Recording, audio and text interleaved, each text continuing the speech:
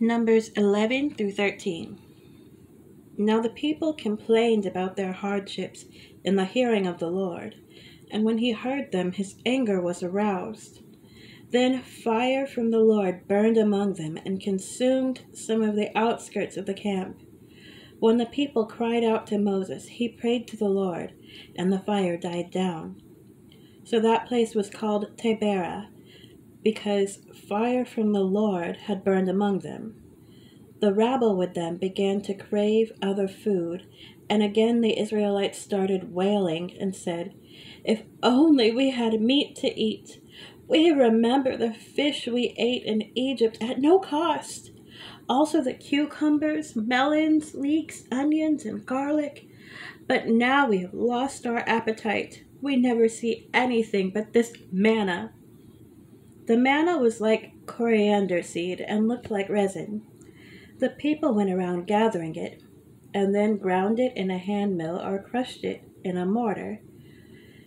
They cooked it in a pot or made it into loaves, and it tasted like something made with olive oil. When the dew settled on the camp at night, the manna also came down. Moses heard the people of every family wailing at the entrance to their tents. The Lord became exceedingly angry, and Moses was troubled. He asked the Lord, "Why have you brought this trouble on your servant? What have I done to displease you that you put the burden of all these people on me? Did I conceive all these people? Did I give them birth? Why do you tell me to carry them in my arms as a nurse carries an infant to the land you promised on oath to their ancestors?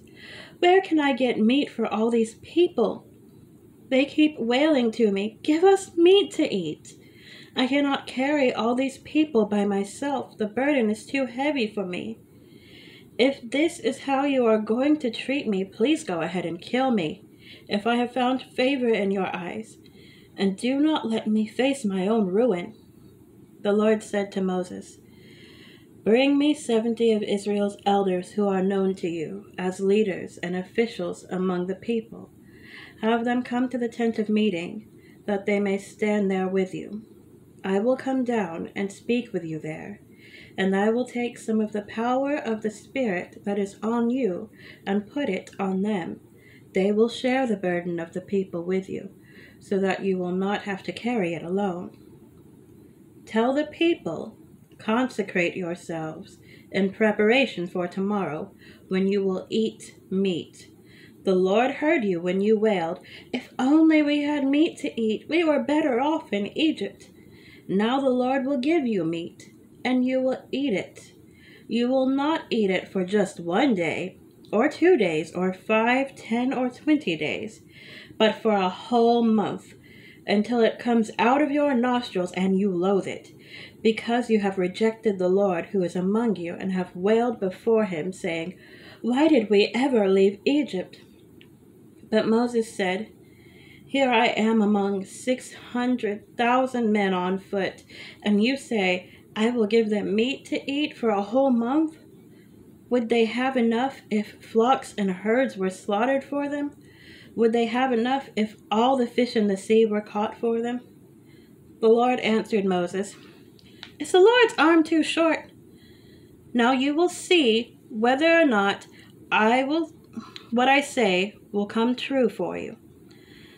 So Moses went out and told the people what the Lord had said. He brought together 70 of their elders and had them stand around the tent. Then the Lord came down in the cloud and spoke with them. And he took some of the power of the Spirit that was on him and put it on the 70 elders. When the Spirit rested on them, they prophesied, but did not do so again. However, 2 men whose names were Eldad and Medad had remained in the camp. They were listed among the elders, but did not go out to the tent. Yet the Spirit also rested on them, and they prophesied in the camp. A young man ran and told Moses, "Eldad and Medad are prophesying in the camp." Joshua, son of Nun, who had been Moses' aide since youth, spoke up and said, Moses, my Lord, stop them. But Moses replied, Are you jealous for my sake? I wish that all the Lord's people were prophets, and that the Lord would put his spirit on them. Then Moses and the elders of Israel returned to the camp. Now a wind went out from the Lord and drove quail in from the sea. It scattered them up to 2 cubits deep all around the camp, as far as a day's walk in any direction. All that day and night, and all the next day, the people went out and gathered quail. No one gathered less than 10 homers. Then they spread them out all around the camp. But while the meat was still between their teeth, and before it could be consumed, the anger of the Lord burned against the people, and he struck them with a severe plague. Therefore the place was named Kebroth Hattaavah, because there they buried the people who had craved other food. From Kebroth Hattaavah, the people traveled to Hazeroth and stayed there.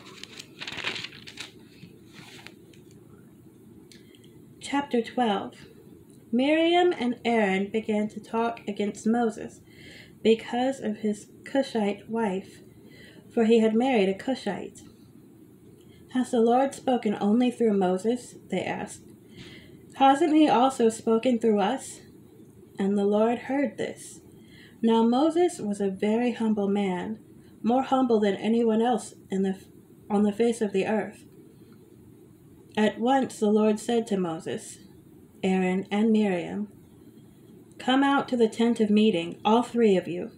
So the 3 of them went out. Then the Lord came down in a pillar of cloud. He stood at the entrance to the tent and summoned Aaron and Miriam.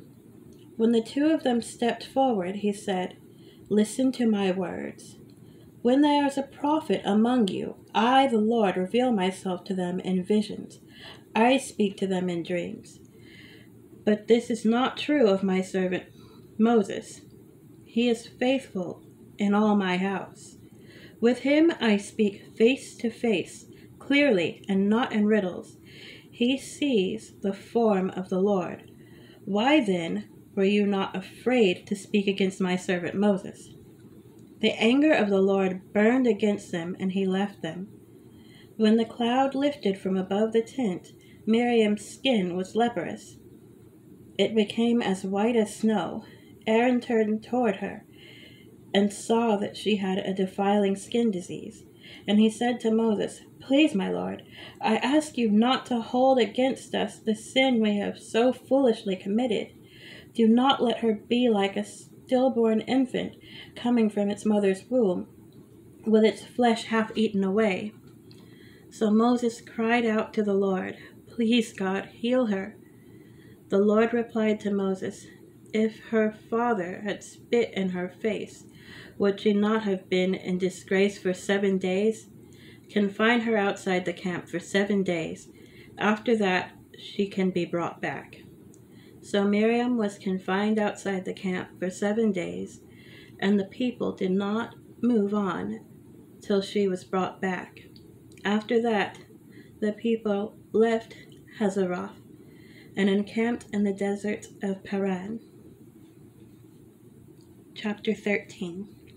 The Lord said to Moses, Send some of the men to explore the land of Canaan, which I am giving to the Israelites. From each ancestral tribe send one of its leaders. So at the Lord's command, Moses sent them out from the desert of Paran. All of them were leaders of the Israelites. These are their names. From the tribe of Reuben, Shammua, son of Zaccur. From the tribe of Simeon, Shaphat, son of Hori. From the tribe of Judah, Caleb, son of Jephunneh. From the tribe of Issachar, Igal, son of Joseph. From the tribe of Ephraim, Hoshea, son of Nun. From the tribe of Benjamin, Palti, son of Raphu. From the tribe of Zebulun, Gadiel, son of Sodi. From the tribe of Manasseh, a tribe of Joseph, Gadi, son of Susi. From the tribe of Dan, Amiel, son of Gamaliel. From the tribe of Asher, Sethur, son of Michael. From the tribe of Naphtali, Nabi, son of Vosvi. From the tribe of Gad, Geuel, son of Maki.